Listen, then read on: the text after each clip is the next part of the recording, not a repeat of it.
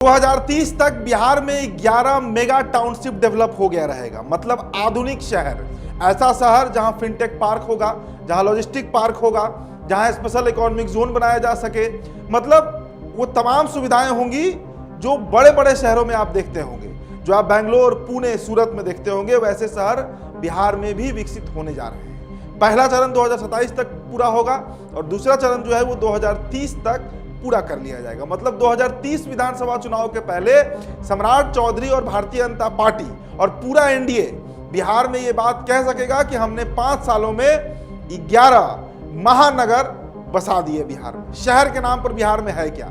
सिर्फ एक राजधानी पटना, और वो भी पूरी तरह अनप्लान्ड में इसलिए कह रहा हूं क्योंकि पटना के अधिकांश इलाकों में आज भी वाटर लॉगिंग की समस्या है, आज भी सड़क की समस्या है, एनक्रोचमेंट की समस्या है, ना पार्क आपको ढंग का मिलेगा, ना कमर्शियल बिल्डिंग उस तरह के आपको दिखेंगे, ना रोड इंफ्रास्ट्रक्चर ही उस तरीके से डेवलप किया जा सका। पुराना शहर पटना सिटी से लेकर अब तो शिवालय तक पटना बस रहा है, लेकिन टाउन प्लानिंग के नाम पर नील बटा सन्नाटा है। पहली कैबिनेट की जो बैठक हुई सम्राट चौधरी की, आपने उसमें ये देखा होगा कि 11 महानगरों को बसाने की चर्चा हो रही है। पटना जहां 81,000 एकड़ जमीन, 81,000 एकड़ जमीन पर वो नगर बसेगा।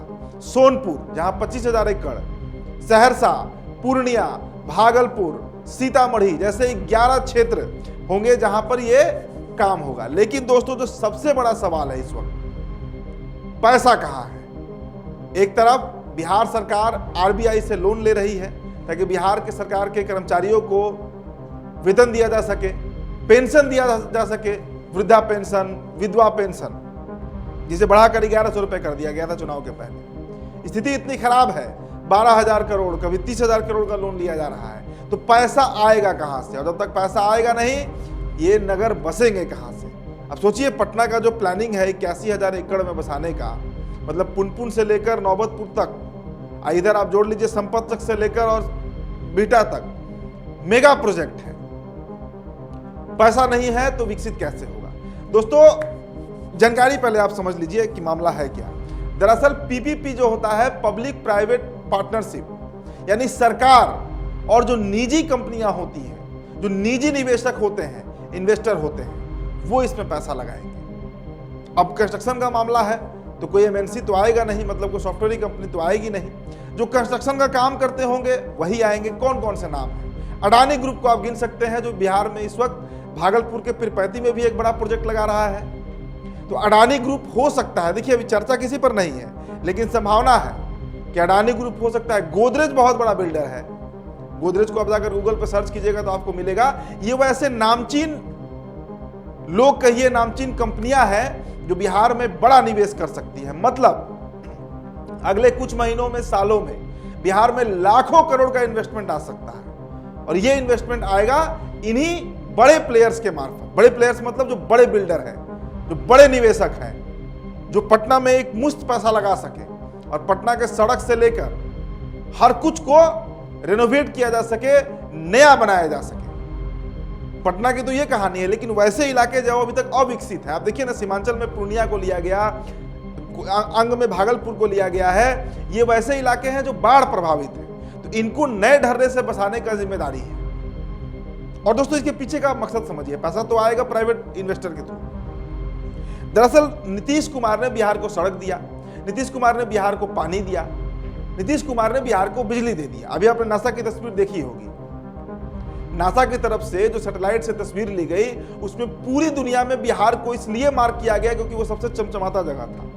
आज बिजली का खपत और बिजली का प्रोडक्शन दोनों बिहार में इतना हो रहा है कि बिहार जगमग है। तो ये नीतीश कुमार ने करके दे दिया। लेकिन वही नीतीश कुमार थे जो बार बार कहते थे कि बिहार लैंडलॉक स्टेट है। लैंडलॉक का मतलब चारों तरफ से जमीन है, समुद्र कहीं है नहीं। तो जब बंदरगाह नहीं है तो फिर इंपोर्ट एक्सपोर्ट हम कैसे करेंगे, व्यापार हम कैसे कर सकते हैं? यहां पर इन्वेस्टर क्यों आएंगे?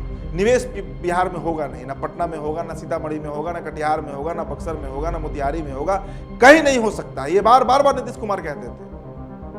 तो बेसिक इंफ्रास्ट्रक्चर की जो बात होती है, मूलभूत सुविधाएं की जो बात होती है, वो विकसित करने में अब सम्राट चौधरी की जो सरकार है, भारतीय जनता पार्टी की जो नवनिर्वाचित सरकार है, वो लगी हुई है। और अगले 5 सालों में आप देखिएगा कि बिहार बदलेगा, बड़ी तेजी से बदलेगा। आप कल्पना नहीं किए होंगे वैसा बिहार आपको देखने को मिलेगा। अभी देखिए आप पटना से सोनपुर के बीच 6 लेन का निर्माण जो है वो शुरू हो चुका है। एक जेपी सेतु है। याद कीजिए आज से 15 साल पहले क्या 15 साल पहले क्या 10 साल 12 साल पहले क्या स्थिति थी। अगर आपको हाजीपुर, सोनपुर, छपरा या मुजफ्फरपुर कहीं भी जाना होता था तो मात्र एक पुल था, गांधी सेतु। वहां भी 4 घंटे 6 घंटे का जाम। लेकिन जब से जेपी सेतु बना है कितना सुविधा हो गया है। और उसके जस्ट पैरेलल आप जाकर वहां पर देख सकते हैं 6 लेन ब्रिज बन रहा है, 6 लेन का ब्रिज। तो ट्रांसपोर्टेशन इजी होगा। और ये सब इसलिए किया जा रहा है ताकि बिहार में इन्वेस्टर आए। देखिए हम योगी मॉडल की बात करते हैं। अभी बिहार में कल सम्राट चौधरी जो है वो तारापुर में थे। उन्होंने कहा, सम्राट चौधरी ने कहा कि वो तमाम अतिक्रमण को तोड़ा जाएगा जो सरकारी जमीन पर बनाया गया है। बुलडोजर चलना शुरू हो चुका है। वो तमाम तस्वीरें आपने न्यूज़ 11 पर देखी है। बड़ा स्पष्ट मतलब है कि जिस तरीके से उत्तर प्रदेश में योगी आदित्यनाथ ने काम किया, कर रहे हैं। एक तरफ हिंदुत्व के मुद्दे को मजबूत कर रहे हैं, जाति को तोड़ रहे हैं, और दूसरी तरफ जो डेवलपमेंट का काम है, जो रोजगार सृजन का काम है, जो इन्वेस्टमेंट का काम है। आप देखिए आज उत्तर प्रदेश में ब्रह्मोस बन रहा है। आप देखिए उत्तर प्रदेश में हजारों लाखों करोड़ का इन्वेस्टमेंट हो रहा है, हुआ है पिछले 10 सालों में, 2017 से लेकर 2026 के 9 सालों के बीच। उसी मॉडल पर बिहार में भी काम करना है। और इसके लिए पहले वो आधारभूत संरचना देना होगा जो बिहार में नहीं है। हमारे पास रोड है, बिजली है, लेकिन जो शहरीकरण होता है, जो शहर होता है, जो अट्रैक्ट करेगा उन कंपनीज को, उन एमएनसीज को कि आइए यहां पर पैसा इन्वेस्ट कीजिए और रोजगार का यहां पर सृजन करिए।